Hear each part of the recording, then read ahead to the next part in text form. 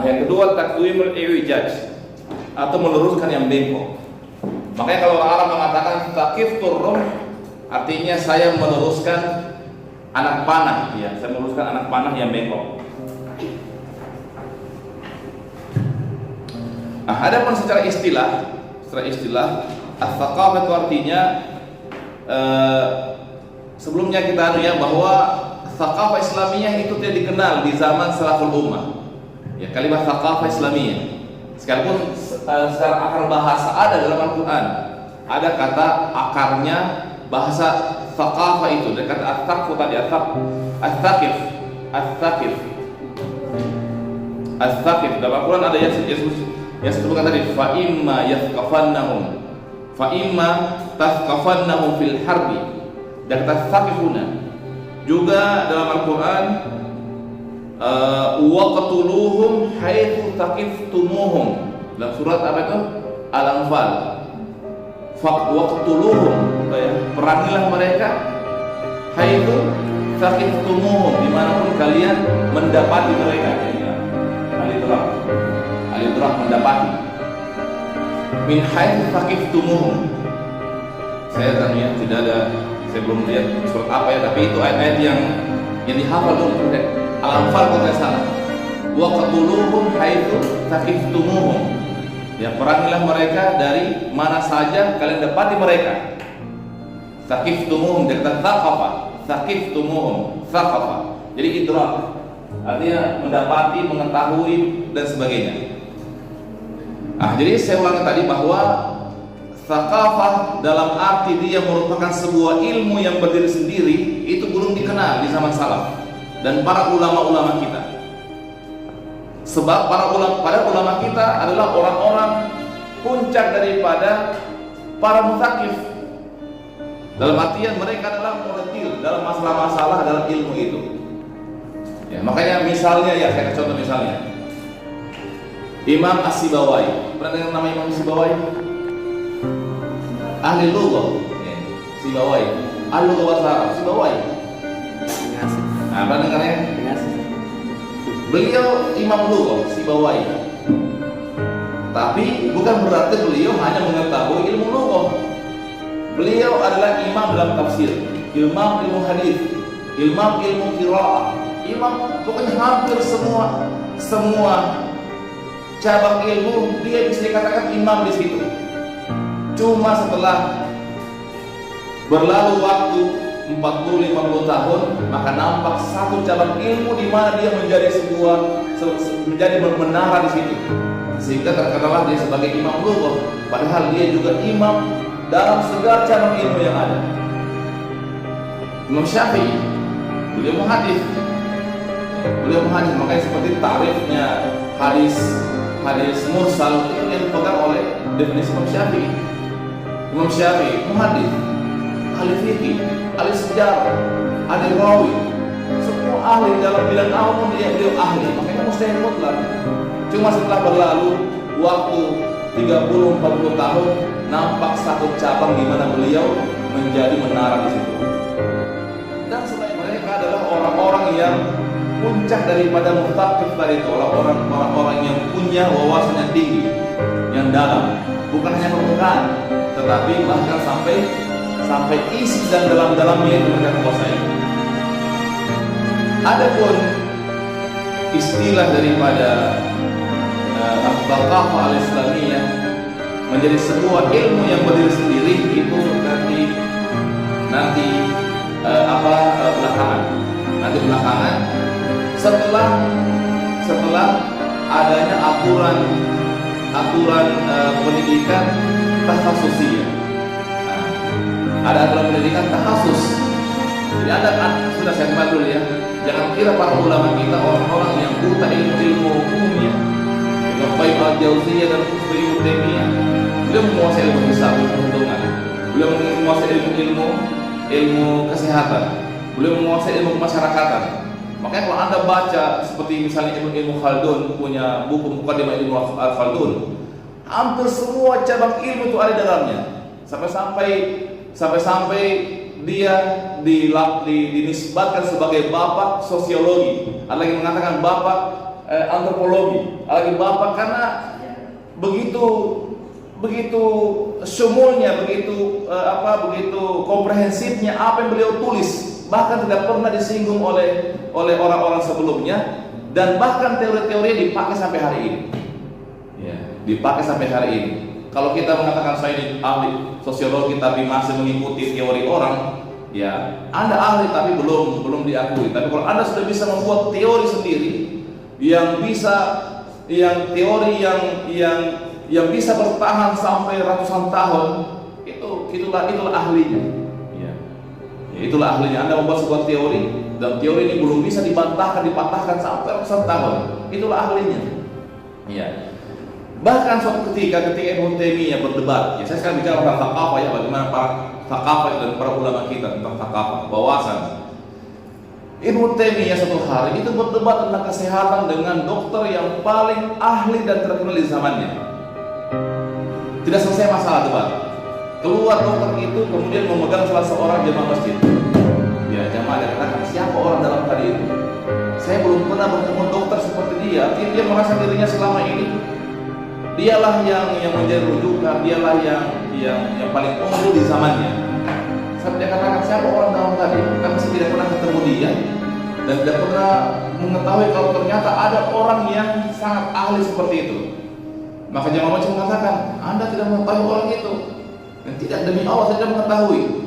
Dia Syekhul Islam Ibnu Taimiyah. Maka katakan Ibnu Taimiyah ahli tafsir, ahli hadis, ahli fikih. Dia kata iya.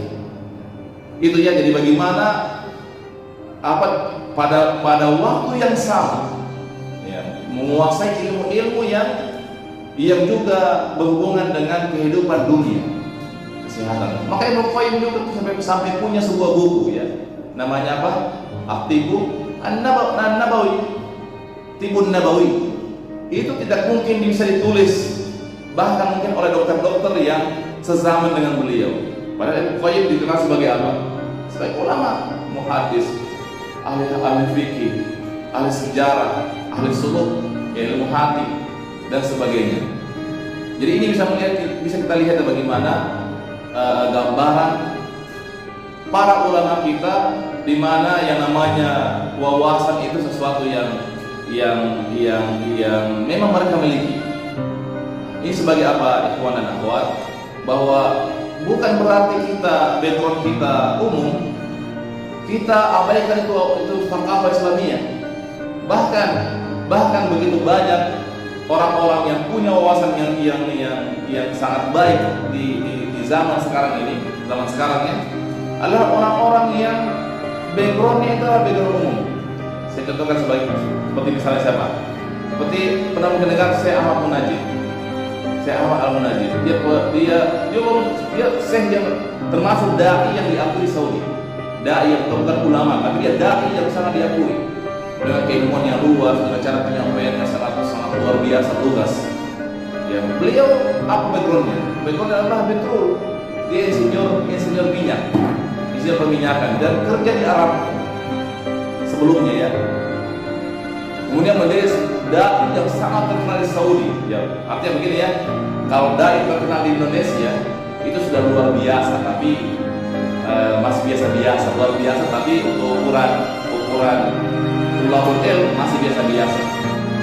Tapi kalau dia menjadi dai terkenal di Saudi, ibaratnya gudangnya ulama besar di sana, itu ibaratnya kalau dia di Indonesia jadi ulama besar, ya. Dainya di sana, ulama besar di sini. Kalau di sana ya dai terkenal, tapi dia pun bahkan sampai masih syekh besar pun mengakui mereka. Backgroundnya apa? Kemudian sekarang ulama yang sekarang terkenal di Abha sekarang, yang tulisannya sampai sekarang susah dibantah. Namanya Abdul Ilah Al-Arfaj. Dia punya yang paling terkenal itu Mafhumul Bid'ah. Dia hampir membantah semua pemahaman bid'ah yang turun-temurun dipahami oleh orang-orang Saudi. Dia di Abha. Saya punya bukunya, ya. Saya punya bukunya. Dan itu luar biasa. Sampai hari ini itu buku sudah ada umurnya sekitar 6-7 tahun. Belum ada yang bisa bantah secara ilmiah. Padahal begitu banyaknya ulama, doktor dan profesor di Saudi. Nah, saya pas lihat biografinya, sirah beliau, ternyata S1, S2, S3 dia sarjana komputer. Cuma dia talaki ya, dia belajar di masjid, ikut pengajian para masyayikh, dan memang duduk khusus mazhab Syafi'i sampai menjadi seorang yang diakui di Abha sebagai seorang yang memiliki pemahaman terhadap mazhab Syafi'i yang baik. Ya, maka dia sekarang mengajar di beberapa masjid fikih ala mazhab Syafi'i, fikih sesuai dengan mazhab Syafi'i. Ya, kalau kita lihat ternyata beliau hanya tanda petiknya S1, S2, S3 komputer, ilmu hisab komputer. Kemudian ada lagi ulama yang luar biasa sekarang, namanya Ahmad Al-Ghamidi. Sekalipun ada kontroversi, beberapa pemikiran ada kontroversi. Ya, di Saudi beliau bahkan ditulis sebagai liberal. Tapi saya baca tulisannya itu artinya dari sisi syarat keilmiahan sangat masuk bahwa tulisan itu ilmiah. Ternyata kalau dilihat doktornya S2, S1, S3 juga dari ilmu. Jadi masih banyak ya kalau saya contohkan apalagi yang di kita ya di Indonesia ini banyak orang-orang yang punya khalfiyah atau background umum, tetapi kemudian bisa tampil menjadi seorang muslim, seorang yang punya wawasan Islam yang baik. Nah, saya punya teman Jakarta, saya sudah sebut namanya. Beliau backgroundnya itu umum, ya sekarang kerja di Pertamina. Tapi subhanallah kalau saya baca kitab, wawasan tentang ilmu mantik, ilmu falsafah, ilmu politik Islam ya, politik Islam, fikih itu saya pribadi masih susah mengimbangi. Ya. Beliau master, tapi umumnya dari Inggris masternya, tapi luar biasa. Itu di Jakarta ya, saya sering komunikasi sama beliau, sering komunikasi. Sekarang yang mengajar juga politik Islam di ada satu mahat atau sekolah tinggi di Jakarta, dia mengajar politik Islam, pada backgroundnya umum. Dan rujukannya dia pakai bukunya bukan buku Indonesia, tapi Asia Syariah punya Ibnu Taimiyah berbahasa Arab. Jadi ini sebagai motivasi bagi kita ikhwan ya, bahwa menuntut ilmu menjadi seorang ustazah dan mesti harus kita punya background agama. Minimal kita menjadi seorang yang mutakaf, yang punya wawasan yang baik tentang Islam. Jadi apa yang terlakukan? Banyak membaca, banyak melihat, banyak mendengar, dan banyak berdiskusi. Kita kembali ke definisi secara istilah. Kita berjauh keluar. Mudah-mudahan motivasi bagi antum untuk bahwa kita belajar di sini bukan hanya menimba ilmunya. Dari itu memang kita menyiapkan diri kita menjadi seorang sarjana yang mutakaf. Sekalipun kita memiliki background kita umum, tapi kita memiliki pengetahuan agama yang baik, punya wawasan tentang keagamaan yang baik, di mana kita akan bisa berperan dalam hal itu di tengah masyarakat kita. Definisi yang para ulama berikan kan banyak definisi, sangat banyak definisi. Saya buka juga di beberapa di situs itu banyak definisi diberikan. Kita pilih definisi yang mungkin yang agak sederhana.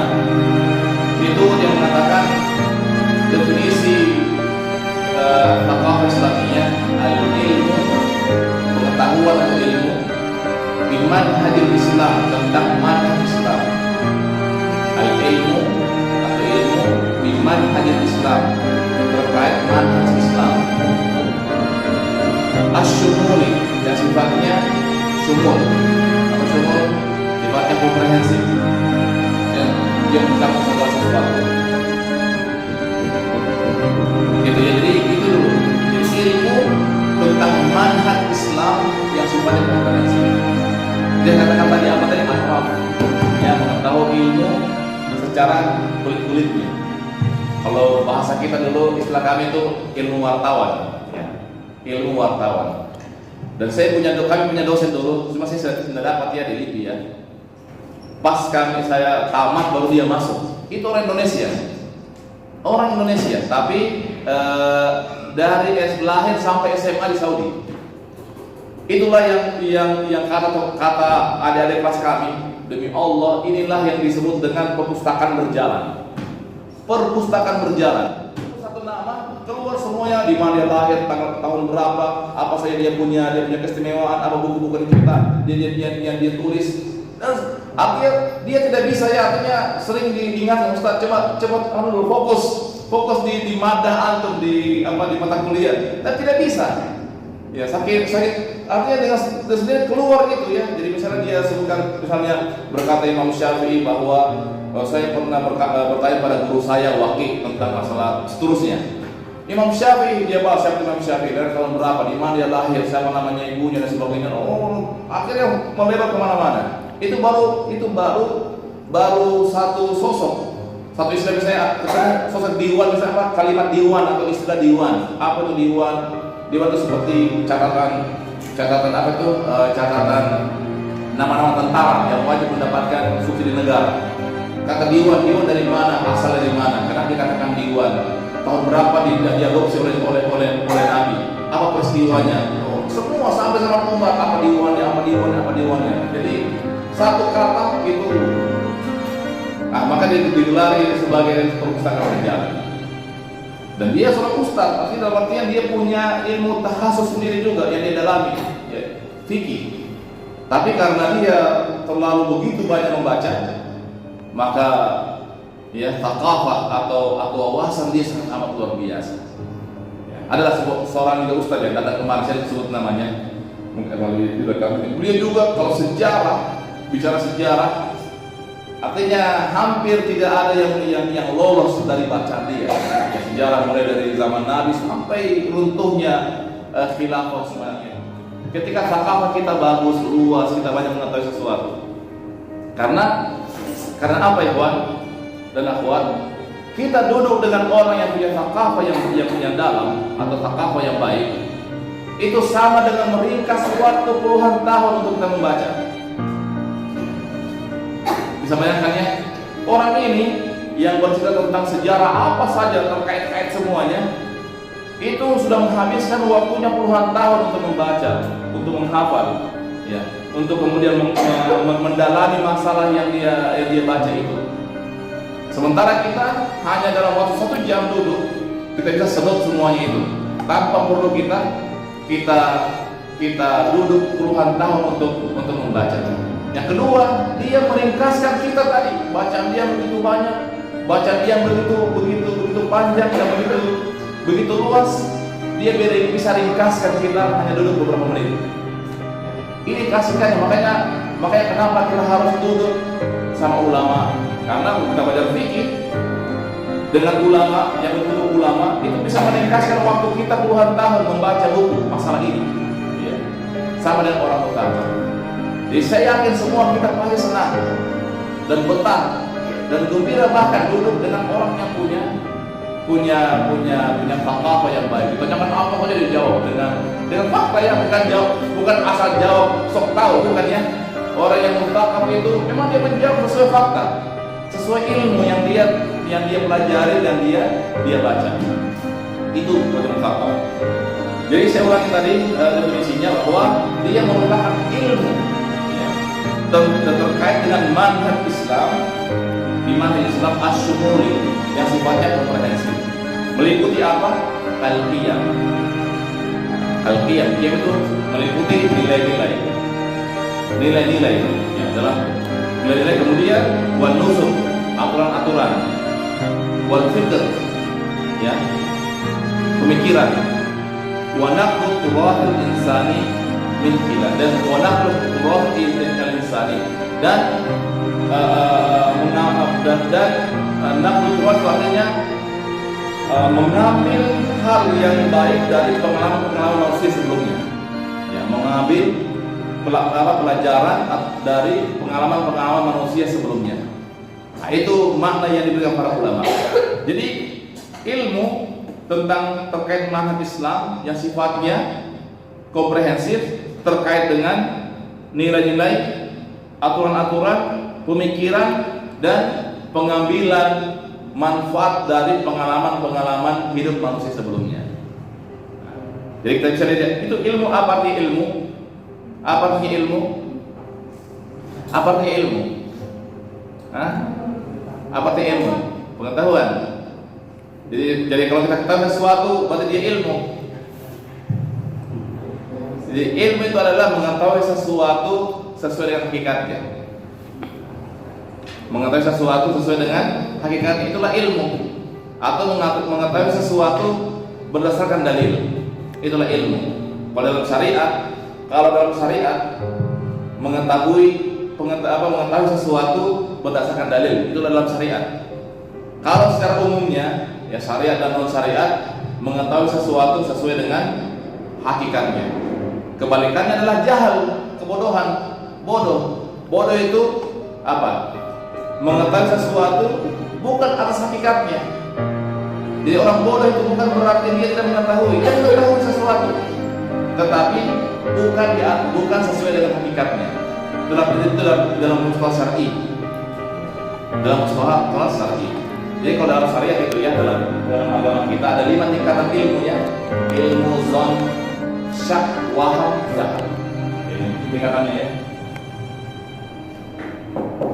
Ilmu azon, asyak bagi kelompok itu. Ya makanya pasti Anda sudah punya pengalaman lah. Kalau lihat orang-orang kayak begini pasti dari salafi.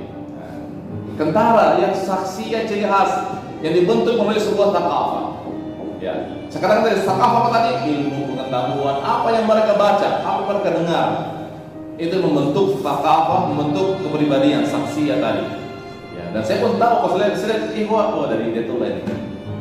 Karena itu terbentuk dari thaqafah. Kepribadian itu terbentuk melalui thaqafah yang ada. Ya, dipahami itu ya? Nah, kemudian yang kedua, organisasi yang kedua dari thaqafah Islamiyah, kenapa kita harus membekali diri dengan thaqafah itu? Menyiapkan ya, thaqafah akan menyiapkan kita untuk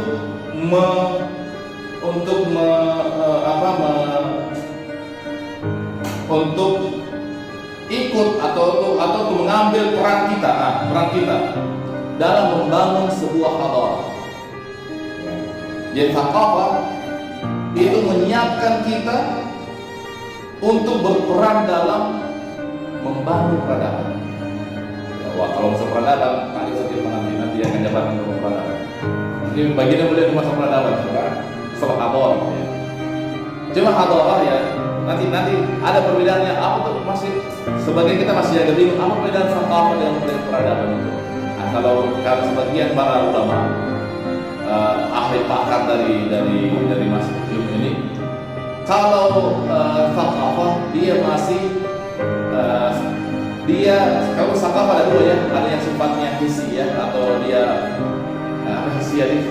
Jadi kalau saya saya Arab jadi saya lebih tahu mustalah dalam Arab daripada mustalah yang. Jadi thaqafah ada dua ya, ada hissi ada maknawi. Kalau hissi dia bisa dilihat, dipegang di apa itu istilahnya itu kita misalnya. Satu yang konkret. Kalau maknawi yang abstrak, jadi bisa dipegang maknawi. Ya.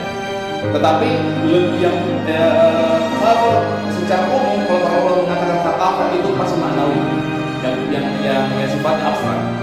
Dia sebagai ilmu teori, ya, ilmu dan teori kita berbicara di situ. Adapun hadarah, dia sudah masuk pada hissiannya itu. Hissiannya. Makanya dalam surah Al-Quran disebutkan, huwa ansha'akum minal ardh wastakmarakum fiha. Huwa ansha'akum, dialah yang menciptakan kamu minal ardh dari tanah. Lalu apa kata Allah? Wastakmarakum fiha, lalu memerintahkan kalian untuk memakmurkan bumi ini. Itulah peradaban, ayat peradaban. Nah, jadi Allah menciptakan kita di bumi ini. Dari mana? Dari tanah. Dari tanah. Lalu Allah memerintahkan apa? Wastakmarakum fiha. Lalu Allah memerintahkan kalian untuk memakmurkan bumi. Memakmurkan itu maknanya sangat luas. Dan yang paling nampak adalah membentuk sebuah hadarah, peradaban. Ya. Diciptakan kita untuk kemudian kita membentuk sebuah peradaban di mana kita akan hidup di dalamnya, kita akan berjalan di dalamnya, dan kita akan mati di dalamnya. Itu ya. Dan peradaban tidak akan mungkin muncul kecuali dengan thaqafah. Jadi hadar dan thaqafah. Thaqafah dulu ya, teori-teorinya, ilmunya dan sebagainya, lalu kemudian wujud dalam bentuk yang bisa di konkretnya, yang bisa dilihat, didengar dan sebagainya. Itulah hadar. Ya. Itulah hadar. Makanya kalau kita bicara tentang peradaban manusia, peradaban Islam, itu juga punya ilmu sendiri lagi, ya, dan punya jurusan sendiri, jurusan peradaban Islam. Ya, jadi dia belajar tentang peradaban yang khusus Islam, mulai dari munculnya Islam sampai jatuh dan bangkit dan runtuhnya, ya, peradaban itu.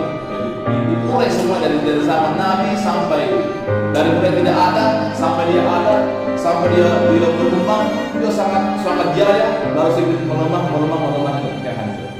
Itu dipelajari di mata kuliah peradaban Islam. Jadi itu yang kedua ya, menyiapkan kita ya thaqafah itu untuk kemudian berperan dalam membentuk atau membangun sebuah peradaban. Itu nanti kalau tanya dalam beliau yang lebih detail. Kemudian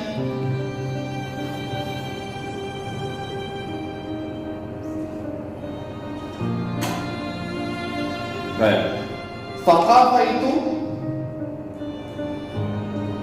akan memberikan kita bekal dan nilai untuk mengatur kehidupan manusia hingga mereka tidak hidup seperti kehidupan hutan, ya, atau kehidupan yang tidak ada aturan. Sebenarnya sama dengan hadar sebenarnya ini.